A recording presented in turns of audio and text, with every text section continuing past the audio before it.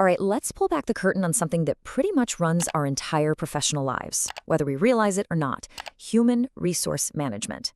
It's kind of like the invisible machinery that shapes your career, from the moment you hit apply to your very last day. So let's dive in.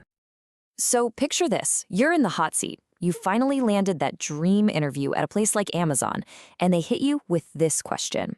Your entire future at that company could hinge on your answer. It's a high-stakes moment, right? We've all been there. But here's the thing. That one question, it's just the tiniest final gear in this huge, complex machine. A machine that's designed to find you, to vet you, to hire you, and then manage your entire journey with a company. And that whole system, that's human resource management, or HRM. So, if we're going to really get what HRM is all about, we have to start with a really basic question that every single company asks itself, even if they don't say it out loud. When they look at their employees, what do they actually see? This one question from the scholar Jeffrey Pfeiffer, it just nails it. It gets right to the absolute heart of human resources. And the answer to that question changes everything about how a company will treat you. Are you just an expense to be minimized on a spreadsheet? Or are you the most valuable part of the whole operation? The best companies, they know the answer. Okay, so let's get a nice, clean definition on the table here.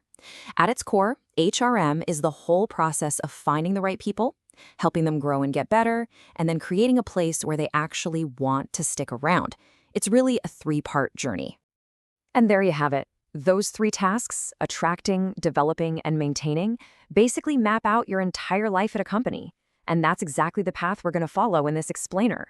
How they get you, how they grow you, and finally, how they try to keep you. All right, let's start right at the beginning. You've sent your resume out into the world, and now this really complex dance of attraction and selection kicks off. This is where the company tries to figure out if you're the one. See, when they're looking at you, they're not just asking one thing. They're really trying to figure out two kinds of fit. The first one, person-job fit, is the obvious one, right? Do you have the skills to actually do the job? But more and more, companies are obsessed with the second one, person-culture fit. Do your values, your personality, the way you work, does it all mesh with their way of doing things? It's a huge deal because when people fit the culture, they're happier, they do better work, and they stay a lot longer. And if you want a really wild example of this in action, you gotta look at Zappos, the online shoe company. After their intense training program, they literally offer new hires thousands of dollars to just quit. Seriously? Their thinking is, if you're willing to take the cash, you were never going to be a good fit for their super customer-focused culture anyway. It's an extreme test for sure, but it sends a powerful message.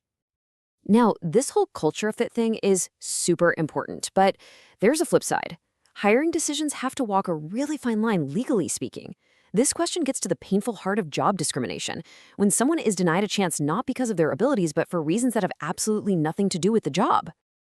And to fight against that kind of discrimination, this whole legal framework has been built up over the years.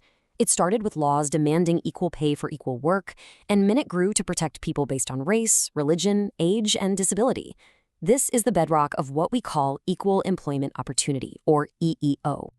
And that fight is absolutely still going on, just on new battlegrounds. We have the Lilly Ledbetter Act, which gives people more power to sue over unfair pay. Pregnancy and age discrimination are sadly still very common. And now there's this whole new frontier around employee privacy. I mean, can you get fired for something you posted on your personal Facebook page? It's a really gray area, and the lines are constantly being redrawn. Okay, so you did it. You navigated the whole crazy hiring process, you dodged all the legal pitfalls, and you got the job. Awesome. But the HRM journey, it's just getting started. Now we're going to look at how companies help you grow. So the very first thing that happens when you start is something called onboarding or socialization. And nobody does this better than Disney. From your very first day, they're not just teaching you how to do a task, they are immersing you in the Disney culture, the Disney way. It's all about drilling in that one core mission: make the customer happy. But the really great companies, they don't just get you in the door, they actively invest in your growth. This could be through coaching, getting tips from a more experienced coworker, or it could be a formal mentoring program with a senior leader. And there's this really cool new trend called reverse mentoring, where younger, tech-savvy employees actually mentor senior execs on things like social media. It's a total win-win. Okay, but then comes the part of the job that pretty much everyone, and I mean everyone, dreads: the performance review. And get this, It's not just you who hates it. Even HR executives think their own systems are terrible. A measly 3%, just 3%, give their own company's review process an A. So what is going on? Why is it so broken? Well, a big part of the problem is just the tools they use are often not that great. A simple graphic rating scale can feel way too subjective, just a checklist of vague traits. So they invented more complex things like the bar scale, which tries to anchor ratings to specific real-world behaviors. Other methods, like the critical incident technique, involve keeping a running log of your big wins and, well, your not-so-big wins. And then there's the 360-degree feedback, which is designed to get a fuller picture by pulling in feedback from everyone around you, your boss, your peers, even the people who report to you.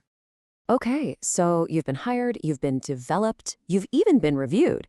Now we get to the final and honestly, maybe the most important challenge for HR. How in the world do they get you to stay? This is all about retention and rewards.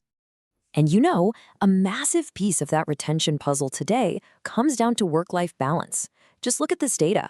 More than half of all working moms and dads say they find it tough to juggle their jobs and their families. The message for companies couldn't be clearer. Things like flexibility, they're not just nice little perks anymore. They're a core strategy for keeping your best people. And right alongside that, the very idea of what a job is, well, that's changing too. We're seeing this explosion in the perma-temp or gig economy. Now, for companies, this is great. Using contractors means more flexibility and lower cost. But for workers, it can mean a lot less security and no access to crucial benefits like healthcare. It's a real double-edged sword. And then, of course, there's the money. We got to talk about the money, right? So beyond your regular salary, companies have a whole toolkit of ways to reward you.